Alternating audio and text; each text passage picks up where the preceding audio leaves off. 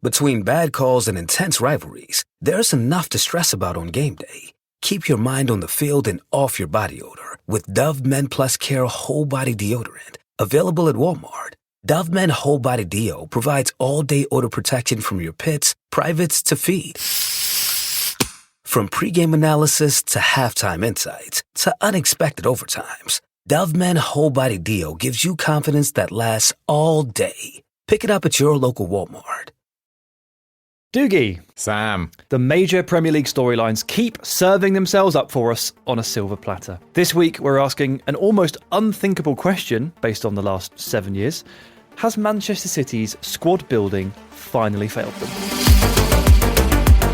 Manchester City have confirmed that Rodri has suffered a ligament injury to his right knee. These times are never welcome in a dressing room like ours, but even though they're not welcome, we do know as well that they're part of it. Disappointing because we're a bit in a dark place right now, and we need to look inside, check what we're not doing well, and start being better very quickly. Otherwise, it will be difficult to come back from these losses. Yeah, they've had this 4-game streak of losses, first time ever for the manager. So they have to go out and prove it. Every year we say, can they go again? And at the moment the answer is no.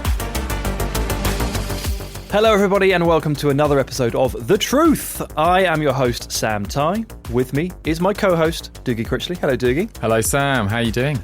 I'm very well. We're recording this on Tuesday, entering the international break. I just watched the Detroit Lions win yet another game with a walk-off field goal.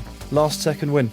For someone that doesn't know anything about the NFL, what is a walk-off field goal? As in the Lions were losing, but... Harry Wilson at Brentford. Hey, love it. Thank you. Kind of, yeah. I mean, there were 4 seconds left on the clock, or 2 seconds, or whatever it was, and the Lions kicked a field goal to take the lead, and time expired as the ball went through the posts. Therefore, the Houston Texans... Okay. The Houston Texans had no right of reply. Like an NBA Lions, on the buzzer. Big time. Okay, love that. Big time. It was great. Now, it occurs to me as I boast about the Lions that I probably shouldn't do that, because last week I made a quip about Villa being perfect in the Champions League. And what followed? Tyrone Mings picked the ball up inside his own box. And I lost to Club Brugge. So, sorry, Lions, I just cursed you. And you can hear... Jack Collins there, voice of God producer, chipping in with Harry Wilson content, even though it was absolutely not requested. Yeah, I mean, look, I'm going to take that as much as I can, right? Absolutely any opportunity to get Harry Wilson's name in. Havoc Wilson, we're calling him these days on ranks. How are you, mate? Yeah, I'm good, thank you. I'm very good. I went to Crystal Palace to watch Fulham win pretty routinely at the weekend, so happy days. Great weekend of football. Really was. Sure, yeah, okay. How good's Serie A? Like, just as a separate point. So it's tight. Unbelievable. Is it as tight as 3 points between 3rd and 13th in the Premier League, Dougie?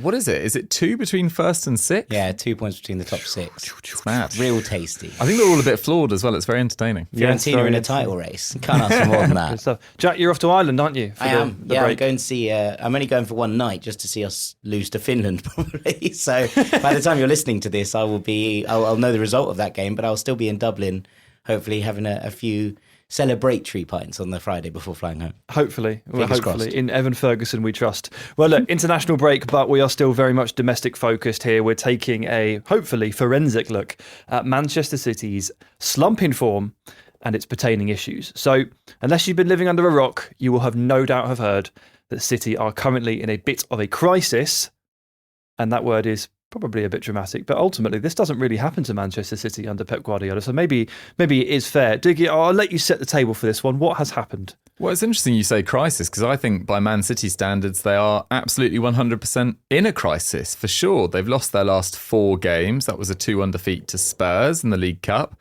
They then lost 2-1 to Bournemouth.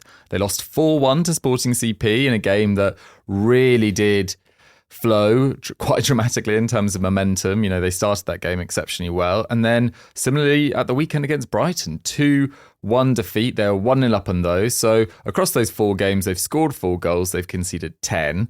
And they are now 5 points behind Liverpool after 11 games. They also sit 10th in the Champions League with 7 points from 4 games, 2 points behind 8th place Aston Villa. I think most people watching the Champions League do think they'll get into that top 8. They'll avoid having to do that playoff before the last 16. But the Premier League is kind of teetering on a bit of a knife edge. And compared to previous seasons, it hasn't been a good start at all. They've got 4 fewer points than at this stage last year. They've scored 6 fewer goals and conceded 5 more. And the last time they had fewer points at this stage of a season was in 2021. And they had 21, but they were just 3 points behind Spurs in first. And we know Spurs, in previous seasons, in recent seasons, they've started very well. They've dropped off. And in 2021, Liverpool had an abundance of injury issues. They ended up winning the league, City that is, by 12 points ahead of Man United. Completely different situation in the Premier League this year. It does feel like Arne Slot's Liverpool are very, very good and a very complete all-round team. So that is kind of the situation right now, Sam.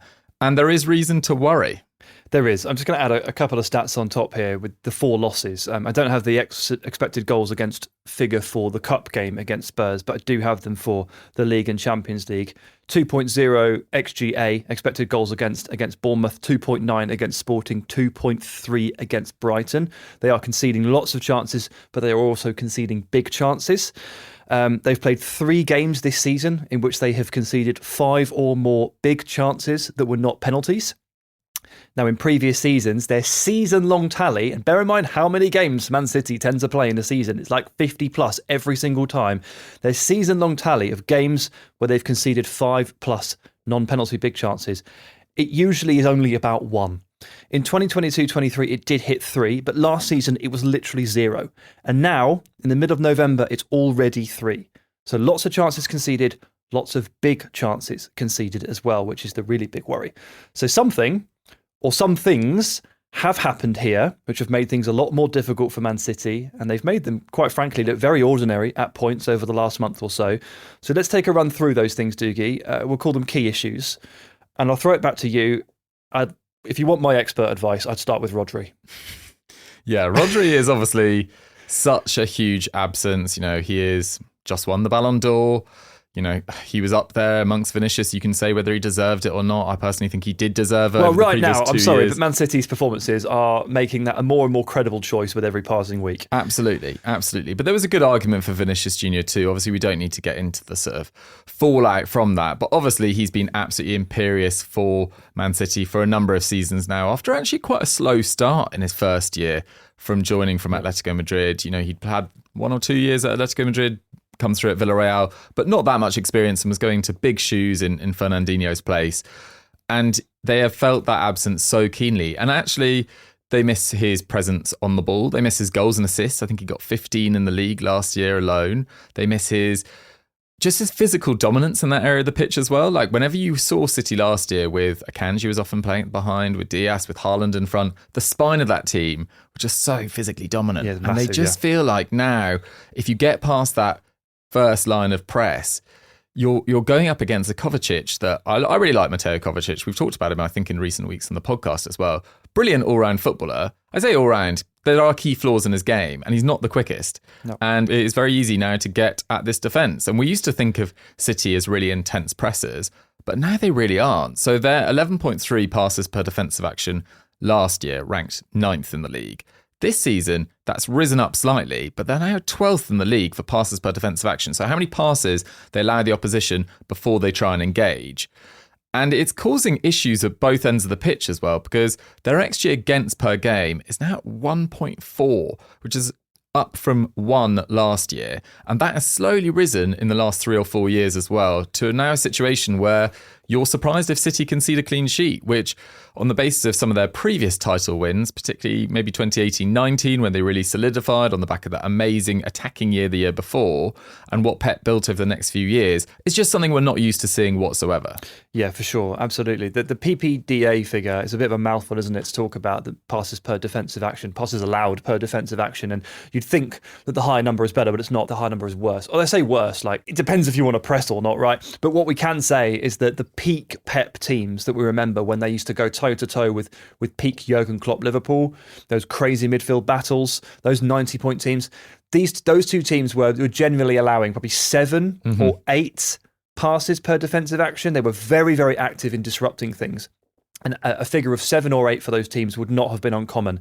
And nowadays, when you look at it and it is edging into the 12s, it shows a massive, massive drop-off in terms of their efficiency of their press, or just their willingness to go forward and press, and therefore, of course, protect what's further back. So Tottenham are the most intense pressers this year. And as you say, 6.8, Arsenal at 8.1. And we've thought of Arsenal as quite kind of off it this year in defence and attack, really. Liverpool at 9.4. There's 5 sides, including Fulham, below 10. And then City are at 11.4. So they're not even close to being the most intense pressers. Yeah. And let's go back to Rodri a second, because I think last week we spent some time talking about how good Martin Ødegaard is for Arsenal and how much of a presence he is. Yeah, I think he had a brilliant game back against Chelsea. Considering he'd spent 10 weeks out, for him to play 95 minutes in that game, I thought was absolutely, genuinely heroic. We talked about how he ranked so highly in so many statistics and so many areas, not just amongst Arsenal teammates, but across the whole league. And of course, the guy that beat him to a lot of the crown and a lot of those metrics was actually Rodri. So just to refresh everyone's memory, Rodri, most completed passes in the league last season, 3,365, completion rate at 92%, most carries into the final third in the league, 88, most progressive passes in the league, 376, top 10 for aerial win rate as well, and 71% aerial win rate on duels. He does a lot. And it's the same conversation as we had last week to an extent. They are missing an absolutely massive, world-class heartbeat player. Their most important player is not there. Now, there were times last year where Rodri was unable to play, and actually City did lose quite a lot of those games. Do you remember? There was a game against Villa in December where City were fundamentally outplayed, and it was so strange to watch them just get swept away. And it was without Rodri. And there was a couple of results in that area where it didn't go to plan, and Rodri wasn't there. And it was very notable that his absence had potentially paved the way for those performances and results. You would think, okay, fine, you're not used to playing without him. This is going to happen. But you'd think over the last 2 months or so, because remember, he tore his ACL in September. So it's been a while now. It's been 5 or 6 weeks, 7 weeks perhaps. You'd think maybe they would attune to it and they would get used to playing with him, or they would come up with a solution. And as far as I can tell, they just haven't. They really, really haven't. But he's not the only issue here. There are other problems, and the age profile of the squad is something that people have been quick to point to. There's a lovely comparison on one of the overlap videos actually this morning, and it was highlighting the fact that the average age of the squad is now 26.9. It is only the 17th youngest in the league. Now, the last time they were anywhere near this in terms of how advanced their average age was, say advanced age, it's 27, doesn't sound like a lot, but was actually the year that Pep took over. It was 2016-2017. The average age of the squad then was 28.1. He inherited a 34-year-old Bakary Sagna, an ageing Zabaleta, an ageing Yaya Toure, and a few others as well. I think Claudio Bravo actually did some heavy lifting on that average age too. But that was not... Clichy still there, maybe? Clichy was there, but he wasn't actually that old, but he was in his 30s. Yeah. So this was the last time the squad profile looked this old. And that was not Pep's team at all, right? He was chopping through that and trying to get rid of that. They scraped into the top 4, didn't they, with that win over Swansea. Delayed final day win over Swansea, very strange game. And that was not them at all. And ever since, they've got younger and better, but it has started to creep back up again.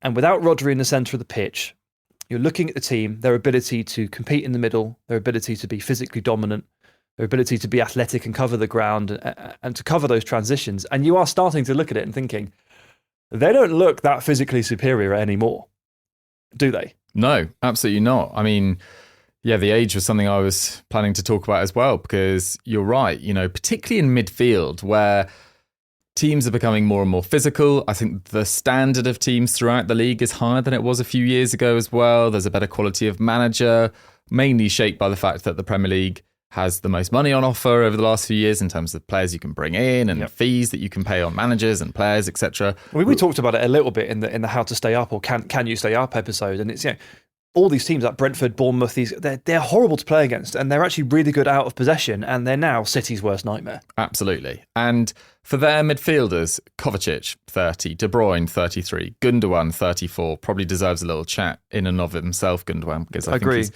he's probably not been quite at the level we expected. Bernardo Silva's now 30. In other positions as well, Walker, 34, Stones, 30, Ake and Akanji, 29, but they'll soon be 30. Edison Ortega, both in their 30s. They'll both need to be replaced in the next few years. And they do have... goalkeepers...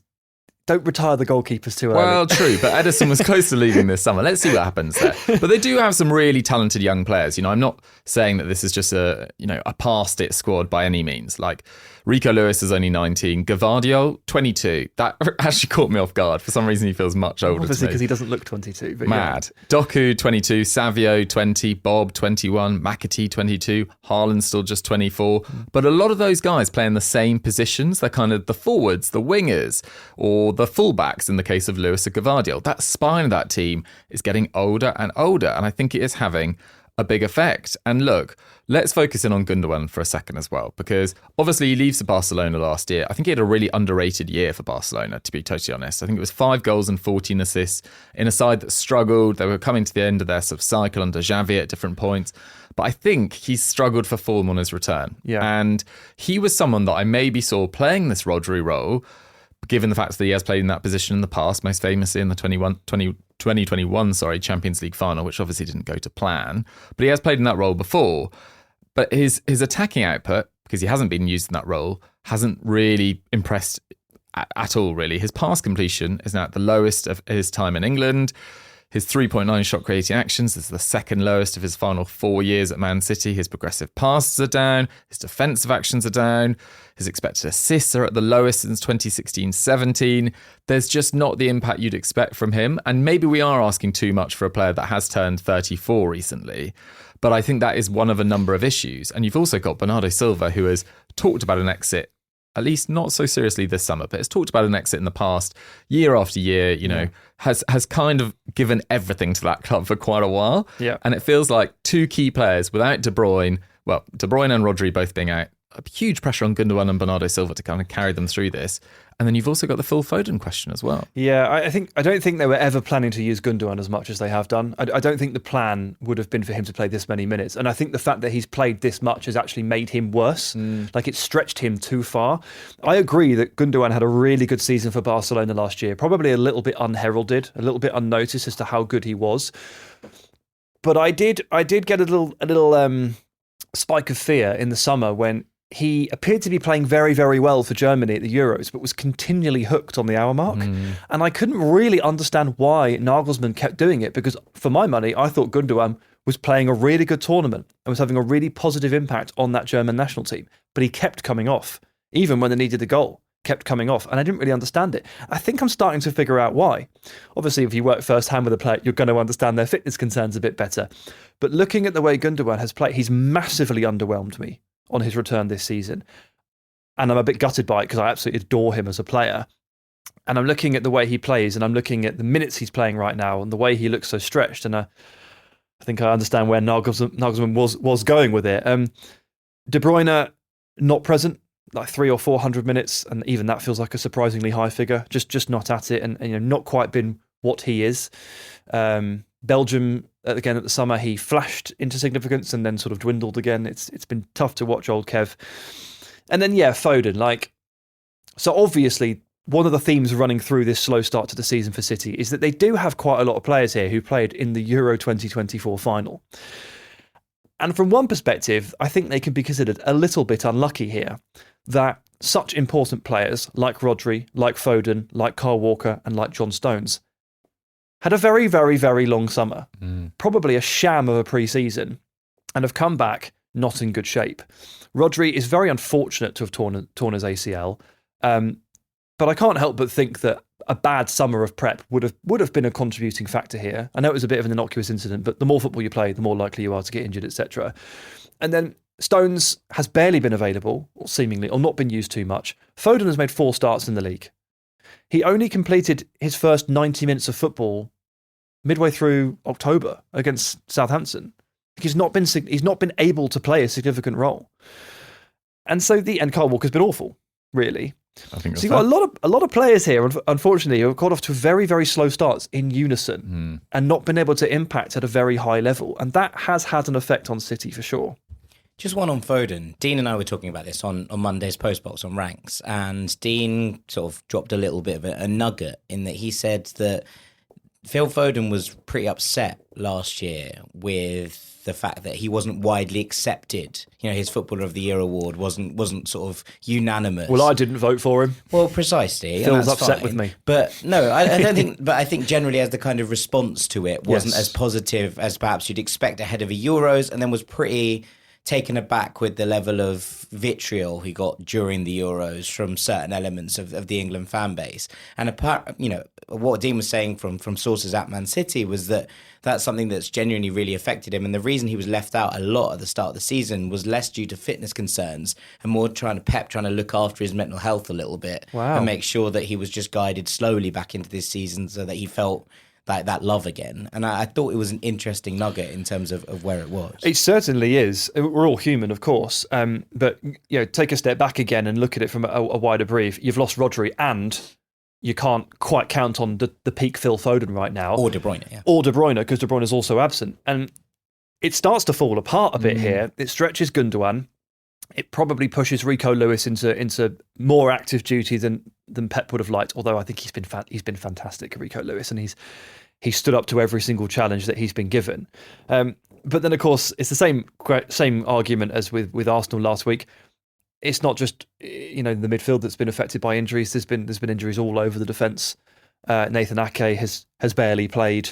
Kyle Walker's been hurt. Even Ederson has missed a game here and there. So it's been a very jumbled team. It's been very difficult to make sense of at times. In a way, I feel like they've done pretty well to get to second. Yeah. Considering but that also sounds a bit mad because they've got Erling Haaland up front who just scores and scores and scores and can dig you out of even the deepest of holes. Well, even he's had a few patches. Did he go 3 games in the league the other day without not scoring? 3 games without a goal. I know. But even it has had a bigger effect. And I think you're right to point out the sort of the players that they signed in recent windows, which I think we'll get onto. Yeah, let's go to it now. There's no guaranteed wide man that necessarily hits huge numbers. I think Savio, Doku, Grealish, I think are real good entertainers. And I think they've got a lot of positive benefits, like in terms of carrying the ball into the final third, and in terms of continually beating their man, drawing fouls. I think they're really, really useful. But Grealish since Villa just hasn't been a numbers guy as much as impact, particularly in the final 6 months of the treble season, I think is really underrated. Yeah. Savio's 20. He's just signed from Girona. He doesn't have a lot of experience in a top 5 league. Doku was an absolute dribble monster in Liga, but was only really putting up impressive-ish numbers in Liga in his final 6 months. He's still a dribble monster in England. Yeah, for sure. But the end product hasn't necessarily followed as often as you might like. And then in the summer, they let Julian Alvarez leave for £81 million. Now, that is a really difficult call to make, to sell Julian Alvarez, not sign a replacement, but you've also got £81 million on the table for Julian Alvarez, which did feel like a pretty good offer. I think you take it. I was just surprised they didn't sign anybody else. Yeah. But there we go. I mean, people underestimate how crucial he was last year to them. He's their 5th most used player in the league last year. Yeah. He contributed 20 goals in the league alone. Only Haaland and Foden contributed more. And in a season where Foden hasn't started particularly well, De Bruyne's been injured, this is a player that knows how to just instantly give output week on week and could play in a variety of positions. Let you rest Haaland as well, who... The only season in the last 5 where he hasn't missed at least 10 games, I think, was the season where he broke the Premier League goal-scoring record. So Haaland and injuries, it probably is coming at some stage. And I think they might end up with a situation where Haaland, I don't obviously wish him serious injury, but say he misses a month. They also don't have Rodri. De Bruyne's battling back with fitness. Foden's not had a great season. And suddenly that's kind of your season done. Yeah, I wonder what the plan is. Yeah, I mean, I kind of wanted to bring this up. I think it's a really, really important point that no one's really talking about. I think the fact that their midfield is a little bit on the older side without Rodri and lacks any sort of physicality, and we saw Brighton run through it, right, with Baleba and O'Reilly, especially in that second half, is a major weak point. But more than that, I think City, and this takes it back right to the question at the top of the podcast, right, because City's squad building over the last few years has taken them away from bringing in players who score goals. Now, you go back to, so City have won 4 in a row, right? And you go back to the first season, obviously pre-Haaland coming in, and they have 7 players who get 10 or more goals in all competitions. They include the likes of Raheem Sterling, Gabby Jesus, Ferran Torres, who was there at the time. That was Sergio Aguero sort of last season. So even he put up a couple, but there was a lot of players. Ilkay Gundogan was the top scorer, but there was a lot of players contributing goals. The season after that, they have 7 again who put up those numbers. Riyad Mahrez leads the charts in that one. Then Kevin De Bruyne, Raheem Sterling, Phil Foden, Bernardo, Gabriel Jesus, and Ilkay Gundogan again. As Haaland jumps in, this number starts to drop. Of course, Now, which it will. Which it will. But I think that the problem is that the season after that, the first season that Haaland's there, and he does break the record, but you've still got Alvarez putting up 17 in all comps. You've got Riyad Mahrez putting up 15 in all comps. Phil Foden putting up 15 in all comps. Gundogan chips in with 11. De Bruyne with 10. And that's the list. Last year, it gets smaller again. And then there's only 4 players who in all competitions hit 10 goals or more. So Haaland gets 38, Foden gets 27, Alvarez gets 19, and Bernardo Silva gets 11. Now, Rodri gets 9, but, which is on the precipice. I think you look at where City were in terms of a squad build, and you think about the wingers who used to score bucket loads of goals for Manchester City. Sane, Sterling, Mahrez. And the way they used to manufacture chances for the wide forwards. 100%. And so Haaland comes in and naturally that changes. Fine, I absolutely take that and everyone has to evolve. But I think the problem is now that if Haaland doesn't score, City don't score. Because Doku is the only other forward who's got a goal this year in the Premier League for Manchester City. That is a worry. Yeah, just looking at actually the XG figures for each of the players in the Premier League. Obviously, Haaland does have this kind of like harpoon effect on things, and his XG value this season is 11. He scored 12 goals from that. So his personal XG value for the season in amongst the City players is 11. Guess who the next highest is, and guess what the figure is. For this season in the Premier League, City's next highest XG per 90. Yes. Not per 90 total. Total. Then they go hand in hand. I think you're asking it because it's a surprise. Is it Gavardia? It is not, because he tends to score pretty low XG efforts. It's Stones. It's not Stones. The fact that you guys are picking defenders says it all. Well, that's it. It is Savio, but it's 1.7.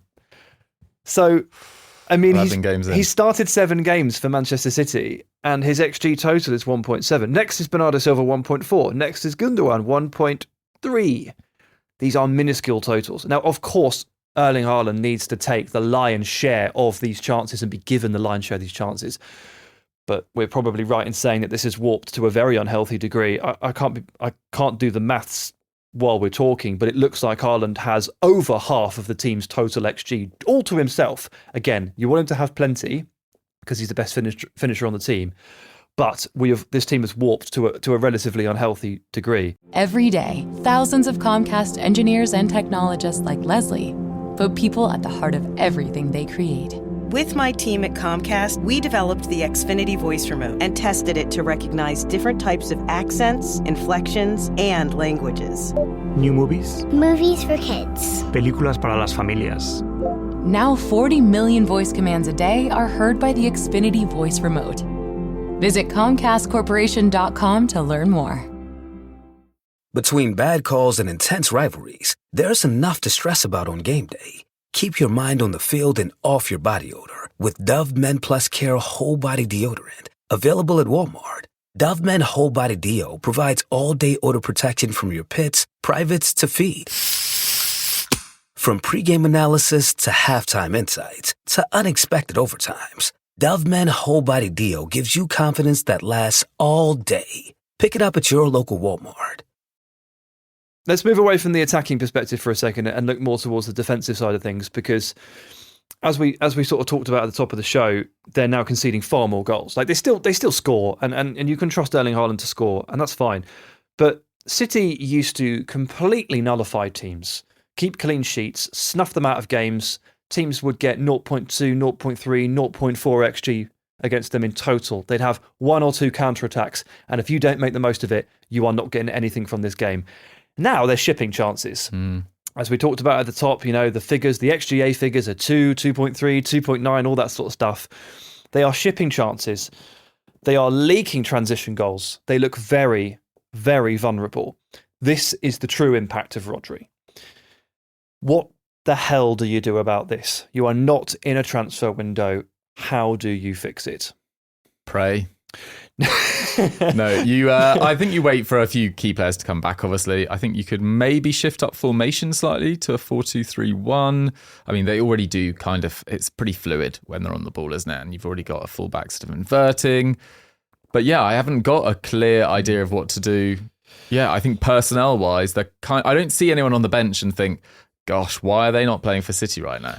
So the one solution I feel like I do have, and I'm sure injuries have played their part in this, but also I feel like he's just being not necessarily looked at, is John Stones, right? I assumed the moment that Rodri went down, I assumed that John Stones would become an absolutely pivotal player for Manchester City.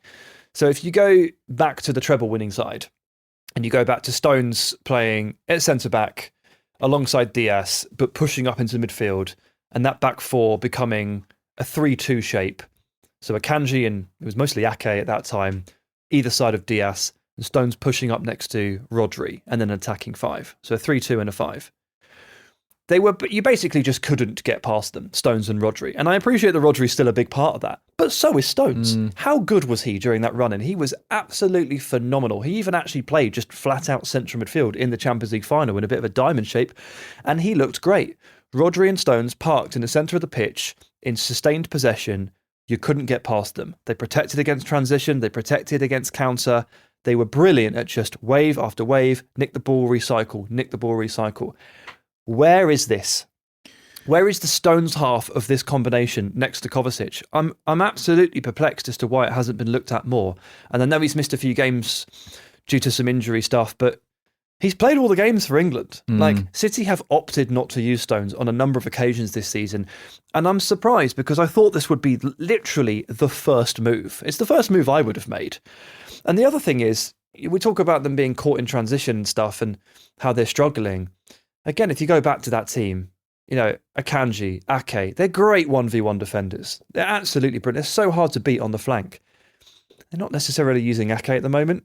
Injuries play a part in that, but so does the fact that Guardiola is totally cemented in this team. I just wonder if there's solutions in-house here that Pep is not looking to, and solutions that he was literally using a year and a half ago to great effect, to treble-winning effect. And I'm surprised that we don't see it as much. Yeah, I wonder whether that's because of the arrival of Guardiola sort of changing the balance of who inverts and who goes forward.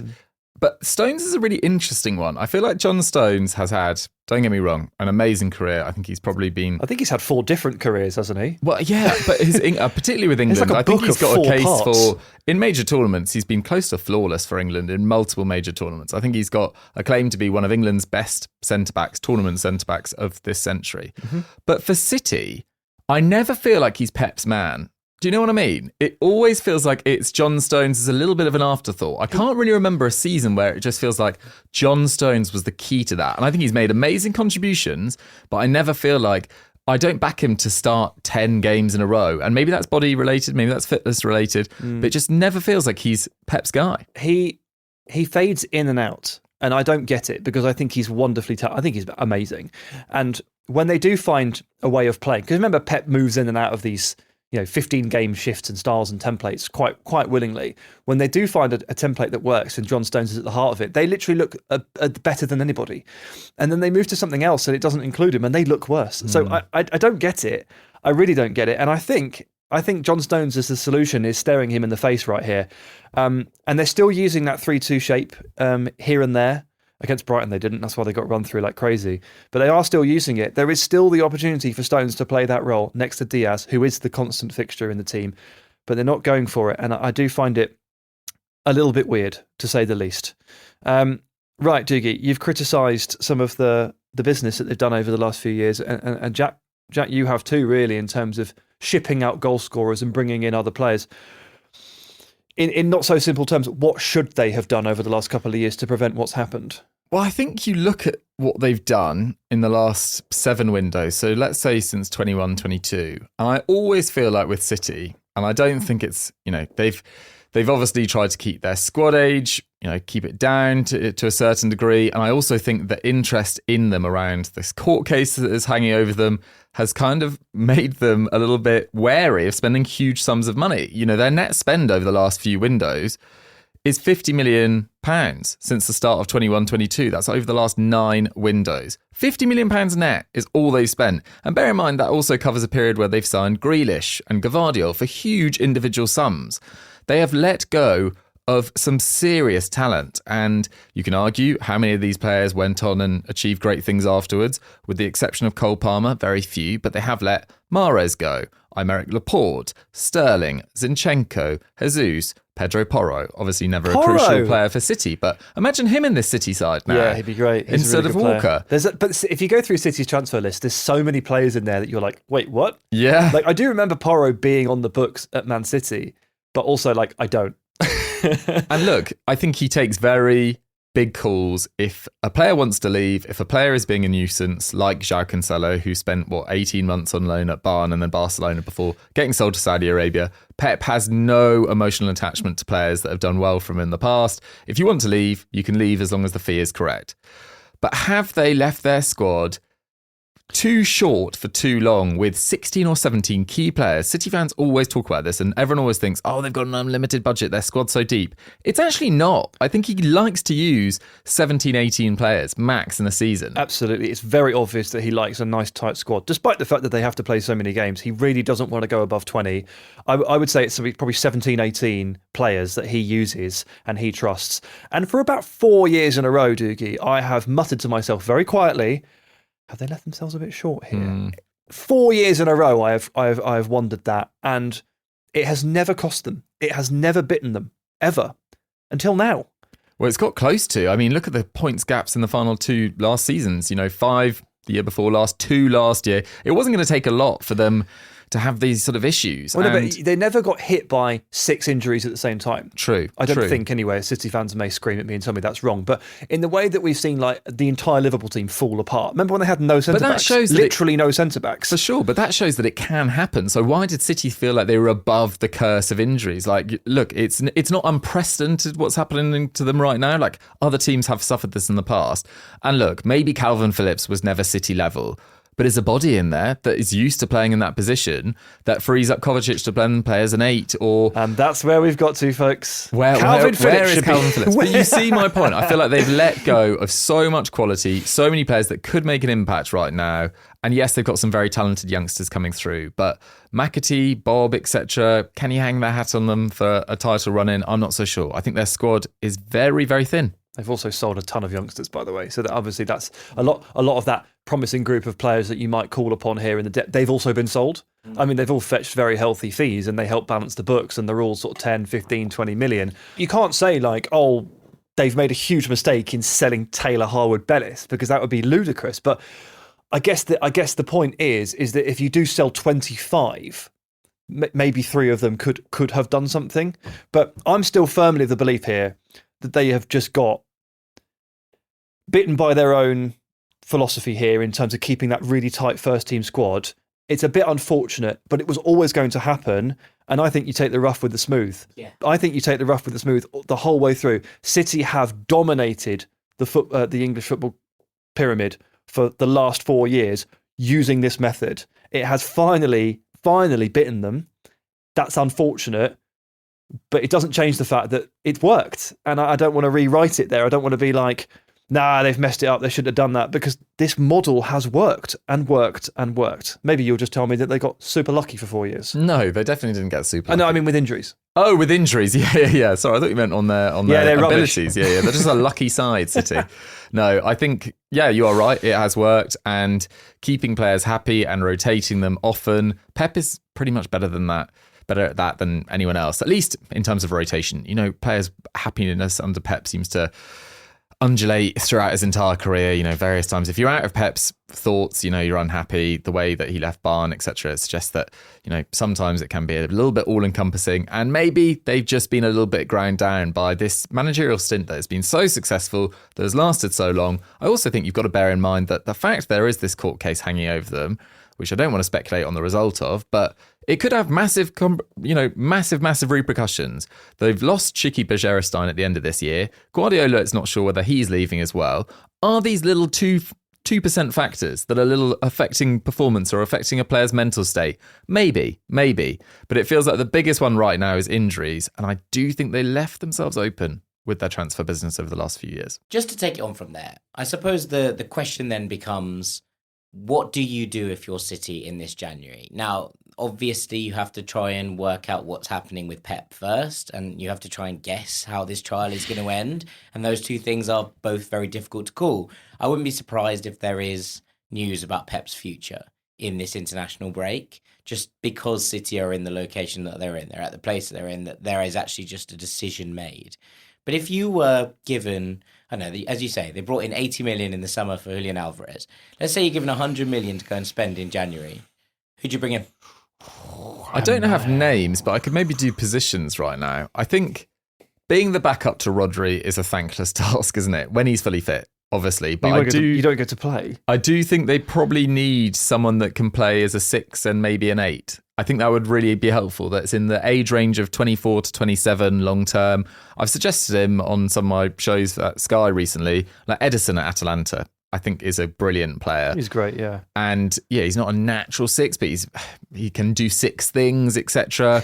I think he can do 6 things. What are they? Yeah, as in he can do. He's got those tendencies. And then a young goal scorer, but then who wants to play back up to Haaland? It is so difficult. Can you sell that, though, on the idea that you'd be like, he's probably going to be off in a couple of years, pal? Like, surely they said that to Alvarez.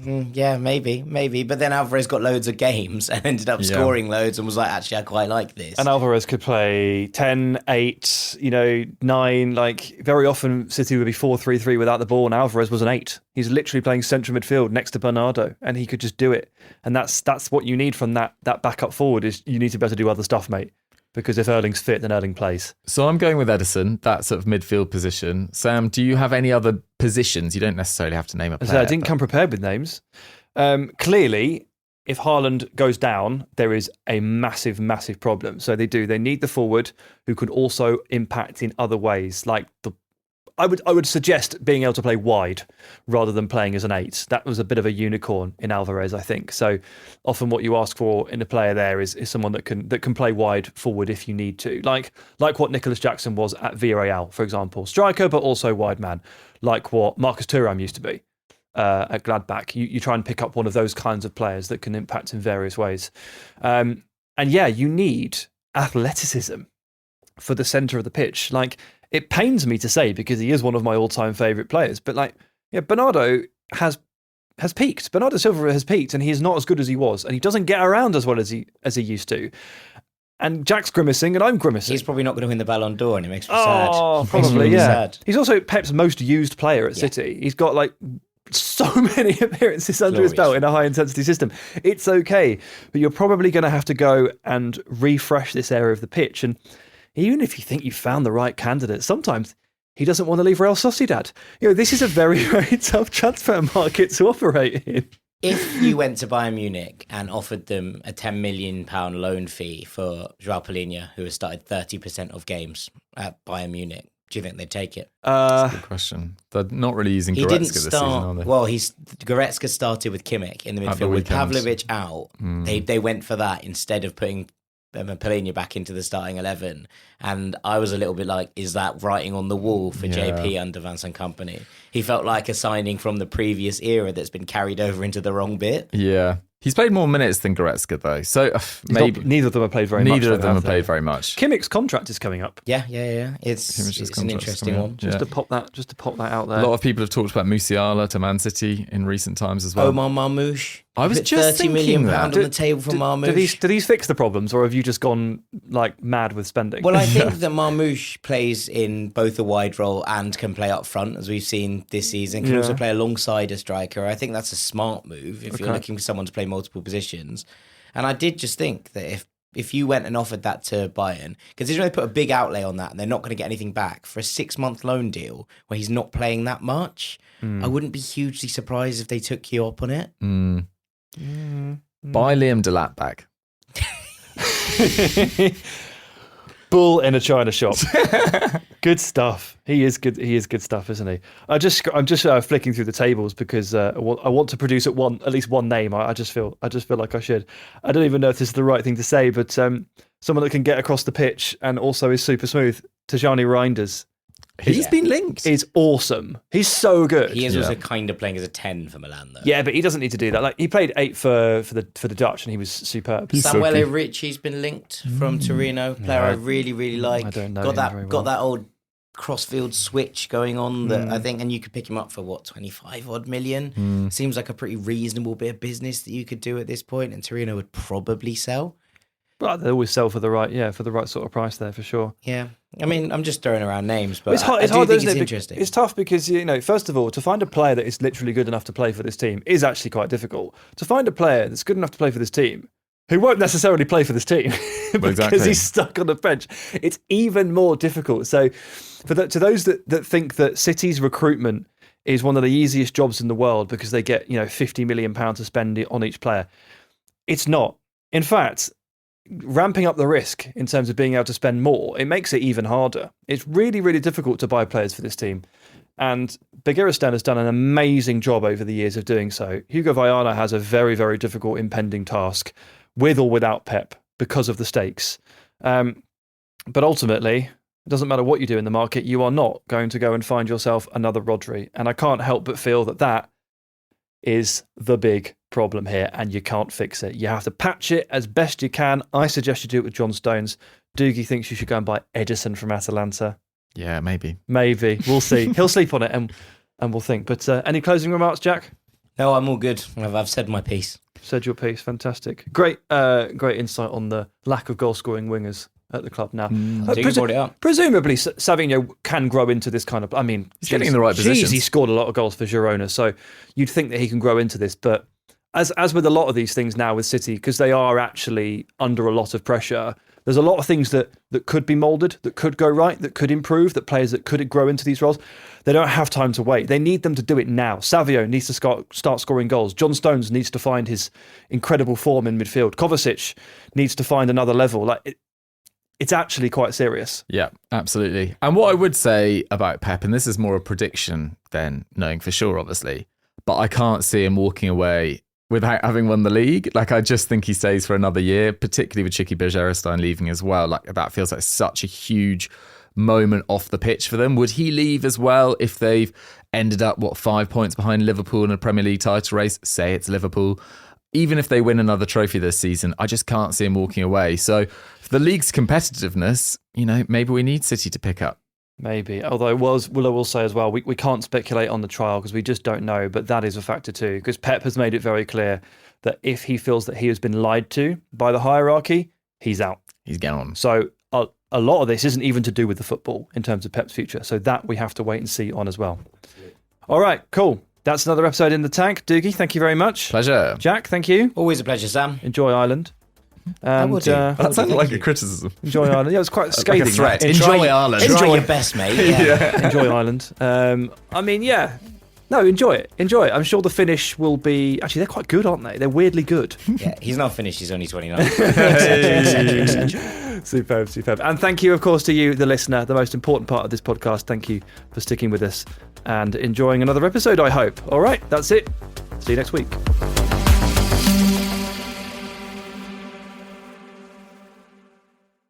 Every day, thousands of Comcast engineers and technologists like Leslie put people at the heart of everything they create. With my team at Comcast, we developed the Xfinity Voice Remote and tested it to recognize different types of accents, inflections, and languages. New movies. Movies for kids. Películas para las familias.